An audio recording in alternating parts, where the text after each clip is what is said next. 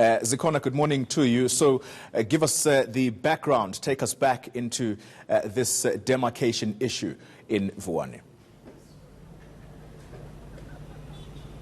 If you remember, only back in 2013, the residents of Malamulele protested, wanted to be removed from Thulamela municipality, saying that the officials there don't deliver services to that area. Following that, the residents of Vuwani protested, saying they do not want to be joined with Malamulele to form a new municipality. That was in 2015. And if you remember, that protest resulted in the torching of more than 20 schools in this area. And residents from here in 2016, many of them boycotted the municipal elections. So it's been a matter that's been dragging on for a very long time. In fact, when we arrived in Vuwani yesterday, there was already heavy police presence in the area. If you'll see behind me, that presence does continue. We do know that today residents are planning a mass meeting, and they're saying it's in that meeting that they will decide what action will be taking place tomorrow.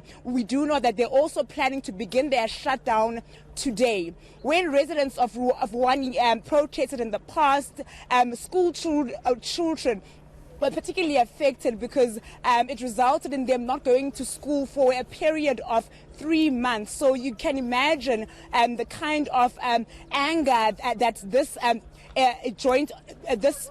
this has for many people. Many people are very passionate about it, that they do not want to be under Collins Chabane municipality. So we are waiting for that meeting. It's expected to take place at around 10 o'clock this morning, and it is there that the leaders of the pro-Mercado task team will address residents on the way forward for tomorrow.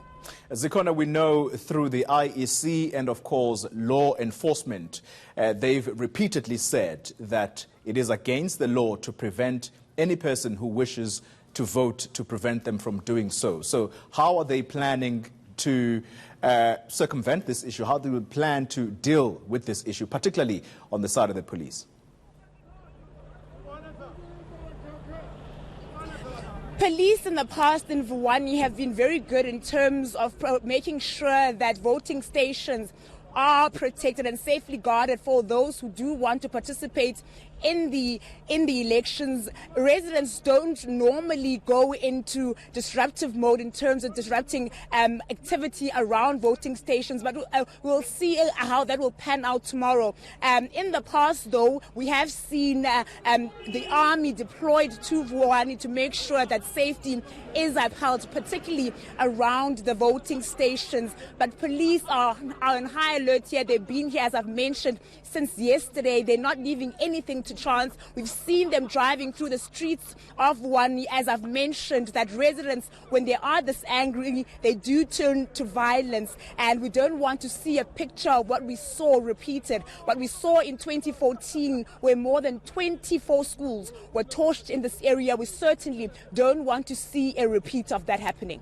All right, Zikhona Chona, we'll catch up with you a little later. She's live for us in the area of Vuwani, that's in Limpopo, ahead of an expected shutdown by residents.